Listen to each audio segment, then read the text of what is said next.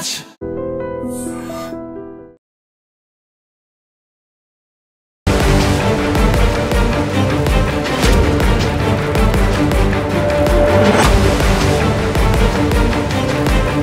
నమస్కారం, welcome to I dream. నేను మీ సంగీత. నాగర్ కర్నూలు జిల్లాలో అతి దారుణమైన సంఘటన చోటు చేసుకుంది. కన్న కొడుకే తండ్రిని అతి కిరాతకంగా చంపివేసి తల మొండము వేరు చేసి మరీ వేరు వాగుల్లో పడివేయడం జరిగింది. అసలు మనం ఈ కేసు వివరాల్లోకి వెళ్తే, నాగర్ కర్నూలులోని కల్వకుర్తికి చెందిన బాలయ్య 70 సంవత్సరాలు. అతని కుమారుడే బీరయ్య. ఆయనకు ఒక కూతురున్నారు. రీసెంట్గా ఆ కూతురు కూడా మనస్తాపానికి గురయ్యి ఆత్మహత్య చేసుకొని చనిపోవడం జరిగింది. ఆ పాప చనిపోవడానికి తన తాతయ్యన ఈ బాలయ్యనే కారణమంటూ ఆ కొడుకు ఆరోపణలు చేస్తూ ఊరికే కూడా కాదు, చేతబడి చేశాడు. అందుకోసం అని చెప్పేసి నా కూతురు చనిపోవడం జరిగింది, బ్రతుకు మీద విరక్తి కలిగి అని చెప్పేసి అంటారు. ఎందుకంటే నేను నా కూతుర్ని అల్లారు ముద్దుగా పెంచుకున్నాను, అసలు ఎలాంటి ఇబ్బందులు కూడా లేవు, కష్టాలు అంతకంటే లేవు, తను ఏది అడిగితే అది నేను ఇచ్చుకుంటూనే వచ్చాను. కాబట్టి నా కూతురు కేవలము నా తండ్రి చేసిన చేతబడి వల్లనే చనిపోవడం జరిగింది అని చెప్పేసి తండ్రి మీద కోపాన్ని పెంచుకున్నాడు బీరయ్య. కోపాన్ని పెంచుకొని ఒకరోజు ఏం చేశాడంటే, తండ్రిని ఎలాగైనా సరే నా కూతుర్ని చంపాడు కాబట్టి నేను నా తండ్రిని చంపేయాలని చెప్పేసి డిసైడ్ అయిపోయి ఇమీడియట్గా ఇంటికి వెళ్ళి తండ్రిని బైక్ మీద ఎక్కించుకొని ఏదైతే వాళ్ళ వ్యవసాయ భూమి ఉంటుందో అక్కడికి తీసుకెళ్ళి కర్రతో తల మీద గట్టిగా బాదిన తర్వాత ఇమీడియట్గా అతను కొంచెం పెద్ద వయస్కుడు కాబట్టి ఇమీడియట్గా తల మీద గాయం అవడంతో కింద పడిపోయాడు.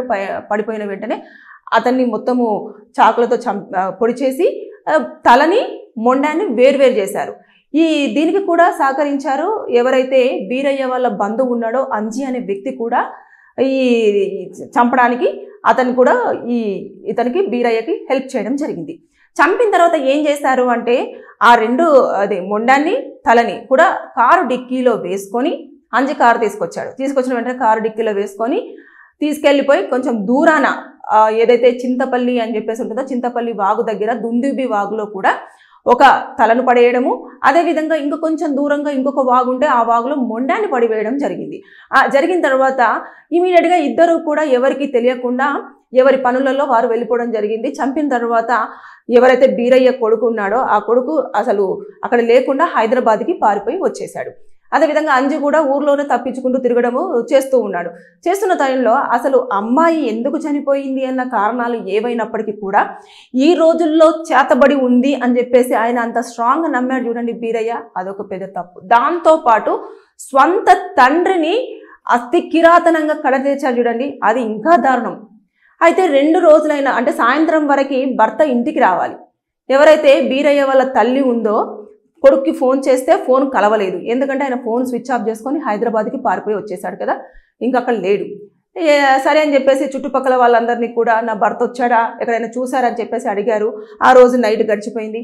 నెక్స్ట్ డే రోజు కూడా చూసింది. అరే మరి ఈయన ఇంకా ఇంటికి రాలేదు అని చెప్పేసి అప్పుడు పోలీస్ స్టేషన్కు వెళ్ళి నా భర్త కనిపించడం లేదు 2 రోజుల నుంచి వెళ్ళి అని చెప్పేసి అన్న తర్వాత పోలీసులు దీన్ని కొంచెం సీరియస్గానే తీసుకోవడం జరిగింది. అంటే 2 డేస్ నుంచి మనిషి కనిపించట్లేదు అని అంటే ఎక్కడ మిస్ అయ్యారు ఏంటి అని 24 గంటలలో మిస్సింగ్ కేసు అనేది మనం ఫైల్ చేయడానికి ఉంటుంది. ఇక్కడ 48 అవర్స్ అయింది. అయినా సరే వ్యక్తి ఊర్లో లేడు, ఎక్కడ లేదు, ఎవరికి కూడా కనిపించలేదని చెప్తున్నారు. మరి ఎక్కడికి వెళ్ళాడు అని చెప్పేసి ఇంకా యాజ్ యూజువల్ పోలీస్ వాళ్ళు ఏం చేస్తారు, సీసీ కెమెరా ఫుటేజ్ అంతా కూడా చెక్ చేయడం జరిగింది. చెక్ చేస్తే తన స్వంత కుమారుడైన బీరయ్యనే అతన్ని బైక్ పైన తీసుకెళ్లిన దృశ్యాలు కనిపించాయి. అదేవిధంగా అతను మళ్ళీ కారులో వెళ్తున్న దృశ్యాలు కూడా కనిపించడం జరిగింది. కారులో వెళ్తున్న దృశ్యాలు కనిపించిన ఆ కారును మొత్తం కూడా సిగ్నల్స్ నుంచి ఫాలో అవుతుంటే ఎవరైతే ఈ ఇద్దరు వ్యక్తులు అంజీ కానివ్వండి బీరయ్య కానివ్వండి ఆ బాడీకి సంబంధించిన పార్ట్స్ని తీసేసి వాగులో పడేస్తున్న దృశ్యాలు కూడా రికార్డ్ అయ్యాయి. ఆ నేపథ్యంలో ఇమీడియట్గా అంజీని అరెస్ట్ చేయడం జరిగింది. తర్వాత నెక్స్ట్ వెంటనే ఈ హైదరాబాద్కి పారిపోయి వచ్చిన బీరయ్య కోసం కూడా పోలీసులు గాలించారు, గట్టిగానే పట్టేసుకొని ఆయన కూడా తీసుకెళ్ళి మొత్తం ఎంక్వైరీ చేసిన తర్వాత నిజమే నేనే చంపేశాను, నా కూతురుని నా తండ్రి చంపాడు కాబట్టి నేను నా తండ్రిని చంపడం జరిగింది అని చెప్పేసి చాలా స్పష్టంగా పోలీసులకు అతను వాంగ్మూలం ఇవ్వడం జరిగింది. అంటే నా కూతురికి ఎలాంటి కష్టం లేదు, ఎక్కడ కూడా ఇబ్బంది లేదు, తను ఏదడిగితే నేను అది తీసుకొచ్చి పెడుతున్నాను, నా తండ్రే కావాల్సుకొని నా కూతురు ఆనందంగా ఉంటుంది అన్న కారణంగానే నా కూతుర్ని ఏదో మొత్తం మంత్రాలు చేసి చేతబడి చేసి చంపాడు అని చెప్పేసి అతను ఆ స్టేట్మెంట్ ఇవ్వడం జరిగింది. అంటే నేను ఇక్కడ చెప్పదలసింది ఏంటంటేను, ఈ కేసులో చూసేసుకుంటే ఆల్రెడీ నిందితులు దొరికారు, అదేవిధంగా వారి మీద ఈ కేసు కూడా ఎఫ్ఐఆర్ అయ్యింది. వారిని ఎలాగో కోర్టులో ప్రొడ్యూస్ చేస్తారు, చేసిన తర్వాత వారికి minimum to minimum life imprisonment పడే అవకాశాలు కూడా ఉంటాయి. ఎందుకంటే బాడీని చంపిన తర్వాత బాడీని ఎలాగైనా సరే ముక్కలుగా చేసి నేను దొరకద్దు అని చెప్పేసి ఇంకా పెద్ద క్రైమ్ చేస్తున్నారు. ఇప్పుడు చూడండి, తల ఏదైతే బాలయ్య గారికి సంబంధించిన తల ఇప్పటి వరకు దొరకలేదు, ఓన్లీ మొండెం మాత్రమే దొరికింది. దాన్ని మాత్రమే దహన సంస్కారాలు చేయడం జరిగింది. అంటే ఎంత ఆవేదన చెప్పండి. ఎవరో కూడా కాదు, పరాయి వాళ్ళ అస్సలు అంతకంటే కాదు, స్వంత తండ్రి, కొడుకు, మనవరాలు, ఒకటే కుటుంబానికి సంబంధించిన ముగ్గురు.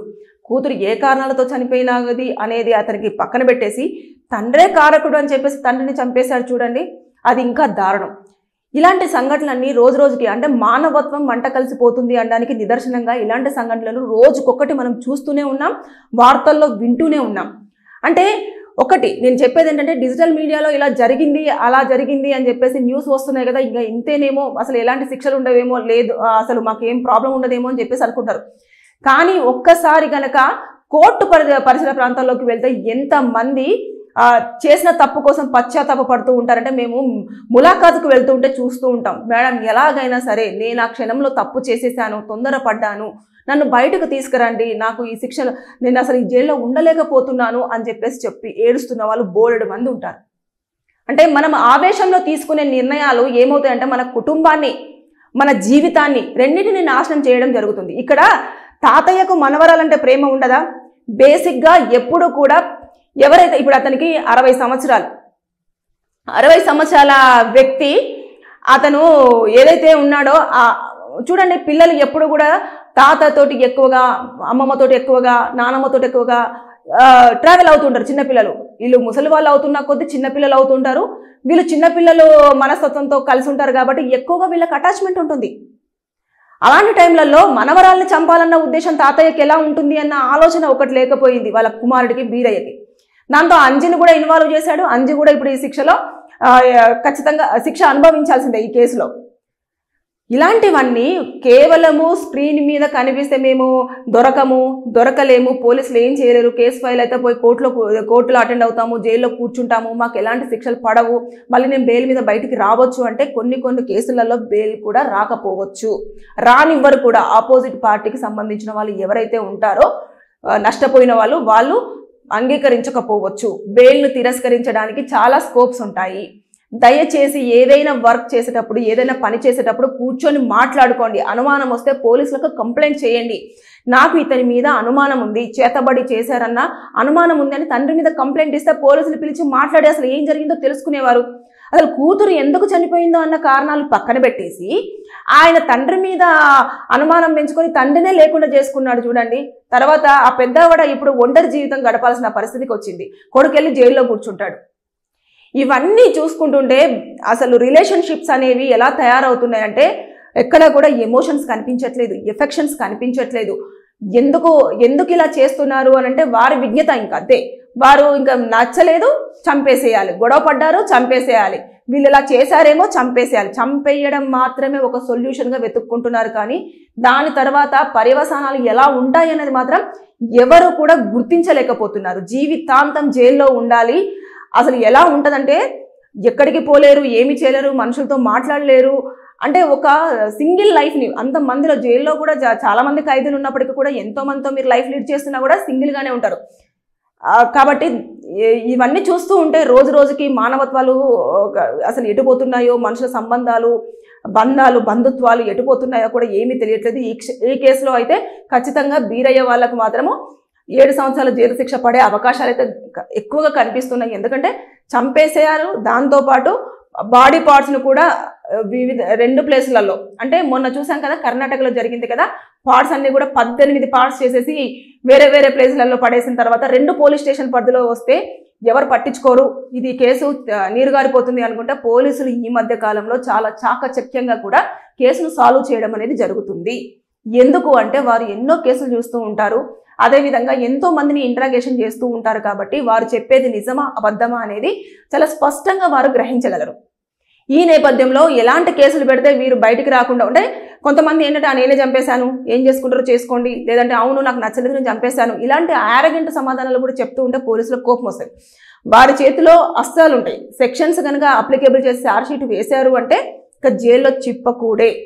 దయచేసి ఎవరైనా సరే మీకు గనక నచ్చకపోయినా, వారి మీద అనుమానం ఉన్నా, లేకపోతే వారిని చంపేయాలంత కోపం వచ్చినా సరే కంట్రోల్ చేసుకొని పోలీస్ స్టేషన్కి వెళ్ళి కంప్లైంట్ ఇవ్వండి. తర్వాత వాళ్ళు కోర్టుకు వచ్చిన తర్వాత అక్కడ పరిష్కారం చేసుకోండి. కొంచెం లేట్ అవుతేమో కానీ ఎవరికి ఇబ్బంది లేకుండా మీ కుటుంబము అదేవిధంగా వారి కుటుంబము నష్టపోకుండా అన్ని రకాలుగా న్యాయం జరిగే అవకాశం ఉంటుంది. Thank you.